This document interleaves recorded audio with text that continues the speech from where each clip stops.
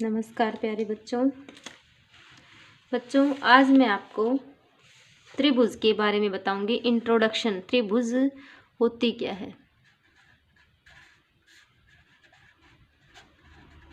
त्रिभुज माने इंग्लिश में इसको बोलते हैं ट्रायंगल।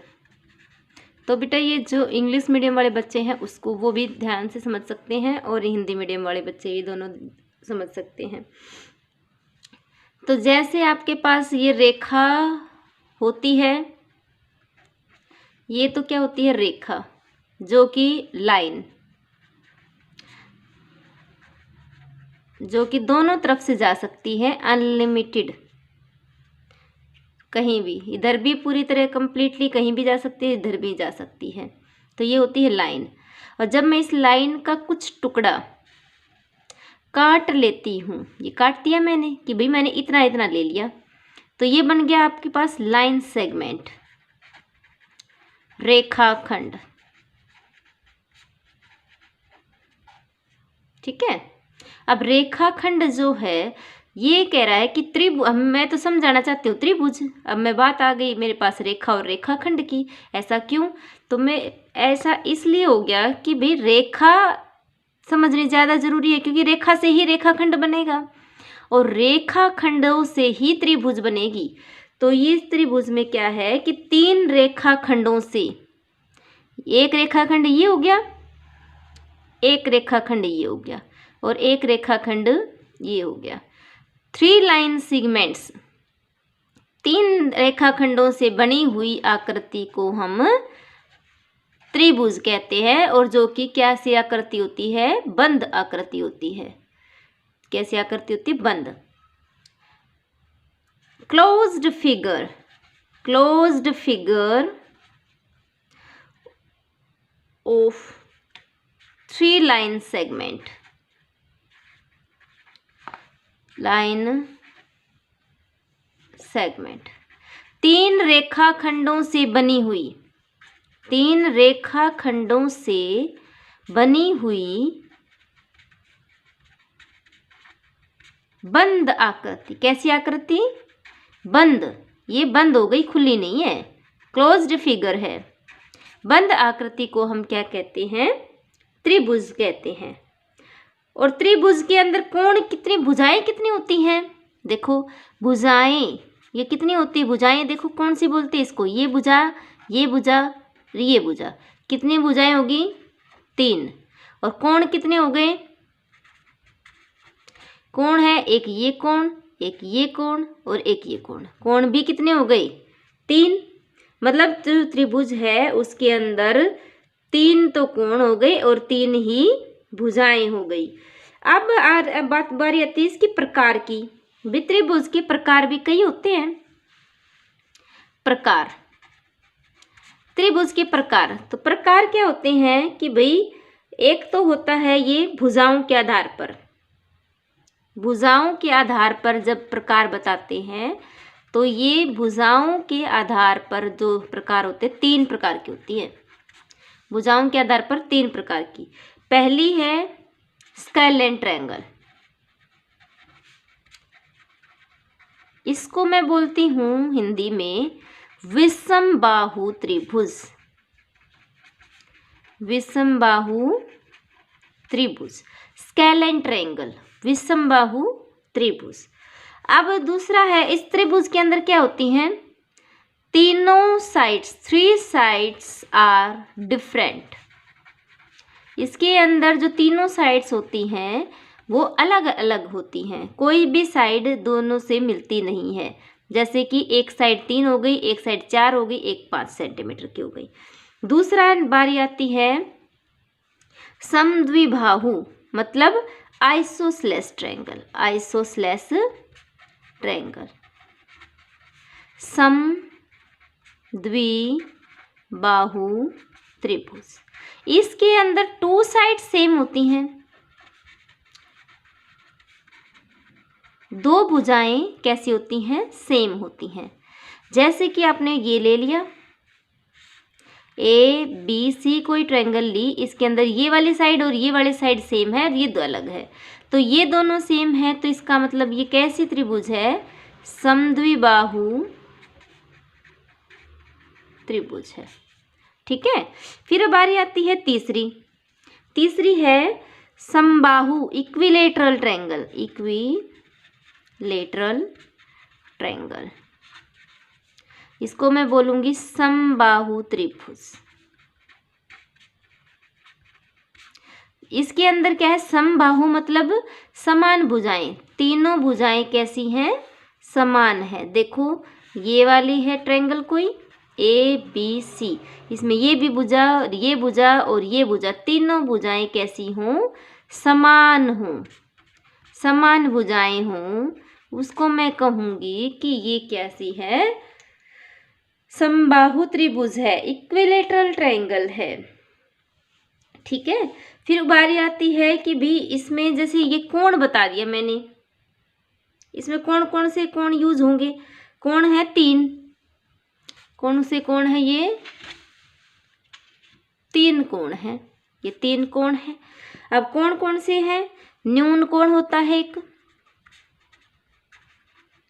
एक अधिक कोण होता है और एक समकोण होता है, ये ज्यादा यूज होते हैं इसके अंदर। समकोण होता है इसमें एक एंगल 90 डिग्री होता है, अधिक कोण होता है वो 90 डिग्री से ज़्यादा का एंगल होता है, एक 90 से ज़्यादा का एंगल होता है, और न्यून कोण होता है वो 90 डिग्री से एक कम एंगल होता है। तो इस टाइप से हैं बेटा ये।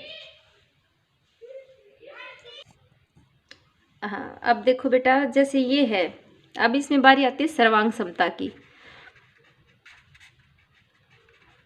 सर्वांग समता के नियम मतलब कॉन्ग्रुएंसी रूल्स, कॉन्ग्रुएंसी रूल। अब ये रूल्स हैं कौन से, 4 रूल्स हैं। ये है साइड एंगल साइड वाला रूल है,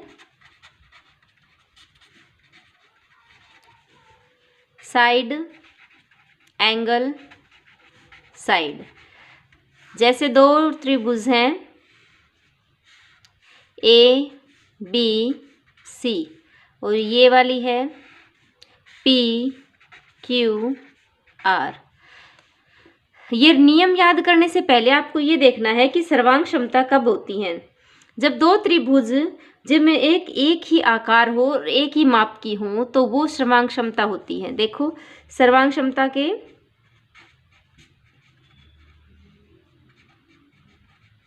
सर्वांग क्षमता एक ही माप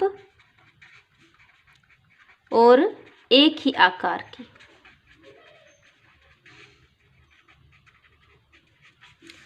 दो समतल आकृतियां सर्वांगसम होती हैं यदि प्रत्येक को दूसरी आकृति पर रखने पर वह उसको पूरी तरह ढक लेती है।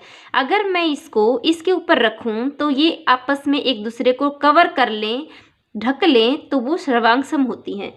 तो जैसे दो रेखाखंड है, ये 2 रेखाखंड है, ये 2 रेखाखंड सर्वांगसम कब होंगे, जब एक दूसरे के समान आकार और समान माप के हों, तो ये सर्वांगसम होंगे। इसी तरह त्रिभुज होती हैं, इसी तरह सारी आकृति होती हैं। अब यहाँ बारी आती है अब रूल्स की। सबसे पहले रूल है साइड एंगल साइड वाला, जिसके अंदर 2 साइड्स, जैसे ये वाली साइड इस साइड के बराबर हो, ये वाली साइड इस साइड के बराबर हो, और बीच इन दोनों के बीच वाला एंगल, ये दोनों एंगल्स आपस में समान हों, तो ये वाला रूल लगेगा कि साइड एंगल साइड रूल से ये कॉन्ग्रुएंट हैं, सर्वांगसम है। नेक्स्ट है, अगला है angle side angle rule. Next है एंगल साइड एंगल रूल। अब जैसे ये 2 त्रिभुज हैं ABC, ये 2 त्रिभुज हैं PQR। इसमें ये वाला एंगल इस एंगल के बराबर हो, ये वाला एंगल इस एंगल के बराबर हो, और इन दोनों के बीच की ये साइड है, ये साइड इन दोनों के बीच की वाली साइड बराबर हो, तो इसमें रूल रखता है एंगल साइड एंगल, मतलब पहला एंगल फिर साइड फिर एंगल, ये रूल लगेगा सर्वांगसम के लिए। नेक्स्ट तीसरा जो रूल है वो रूल है आपका side side side rule, side side side rule. इस रूल के अनुसार यदि दो त्रिभुज हैं, ये वाली दो त्रिभुज हैं और दोनों की साइड आपस में सेम है, A B C P Q R, ये साइड इस साइड के बराबर, ये साइड इस साइड के बराबर और ये वाली साइड इस साइड के बराबर, तीनों साइड आपस में बराबर हैं, तो वो है साइड साइड साइड रूल और इसमें कॉन्ग्रुएंस हो जाती हैं ये। नेक्स्ट रूल है RHS रूल। RHS रूल क्या कहता है, इसमें होता है right angle, R for right angle, H for hypotenuse और S फॉर साइड।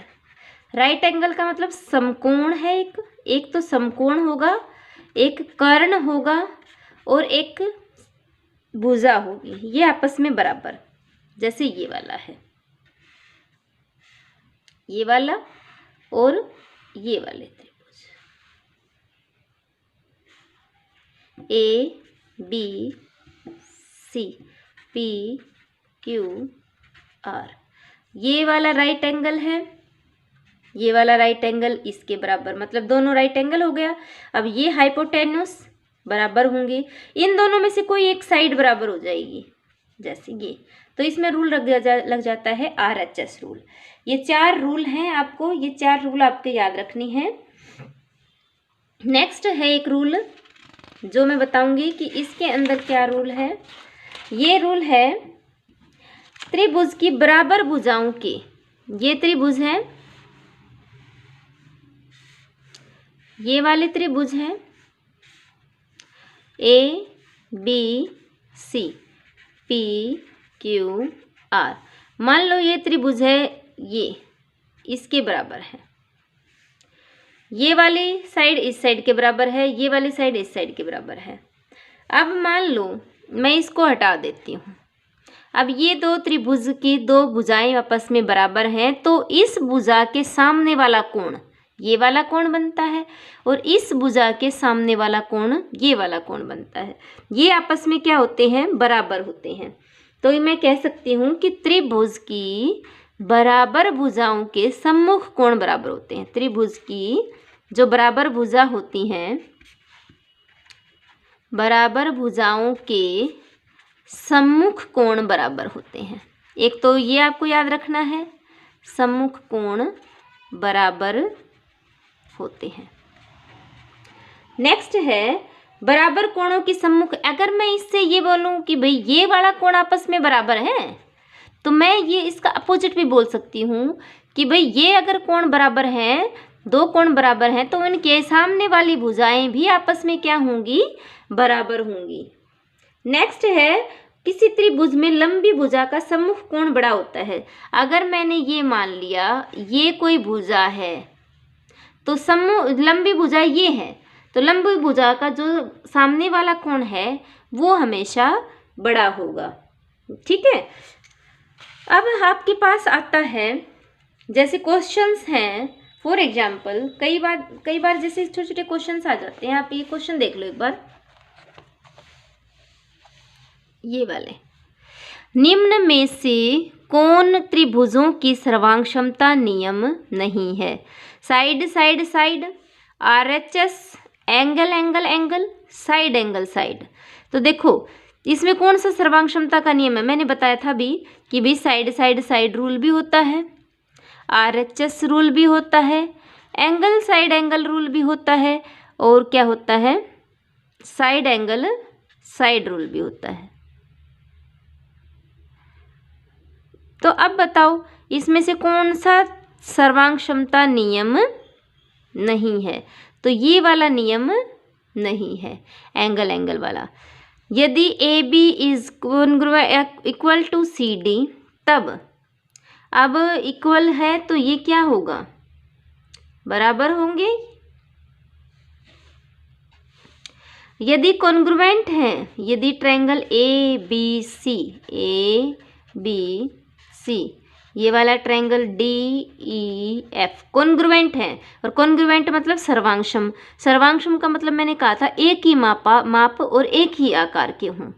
तब बताओ क्या होगा, AB इक्वल टू DE के बराबर होगा, BC इक्वल टू DF के बराबर होगा, एफ ई बराबर है सी बी के बराबर होगा, एफ ई और सी बी के बराबर होगा, या ए बी बराबर है डी एफ के बराबर होगा। तब इसमें से देखना है आपको